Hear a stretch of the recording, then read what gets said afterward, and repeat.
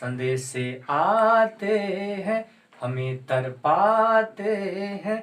वो चिट्ठी आती है, वो पूछे जाती है कि घर कब आओगे, लिखो कब आओगे, कि तुम बिन ये घर सूना सूना है।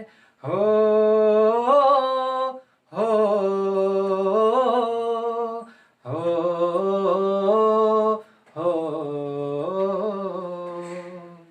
किसी दिलवाली ने, किसी मतवाली ने हमें खत लिखा है कि हमसे पूछा है।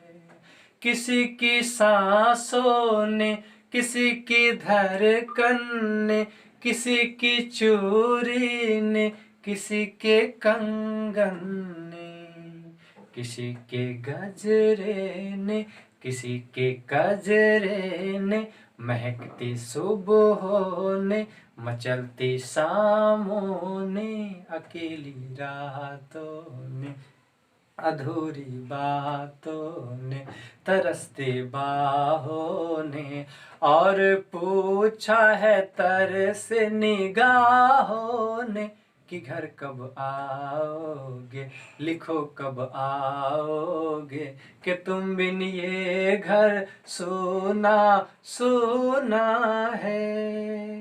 हो हो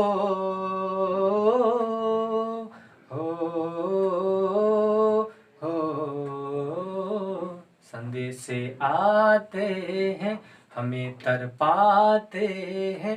वो चिट्ठी आती है, वो पूछे जाती है कि घर कब आओगे, लिखो कब आओगे, कि तुम बिन ये घर सूना सूना है।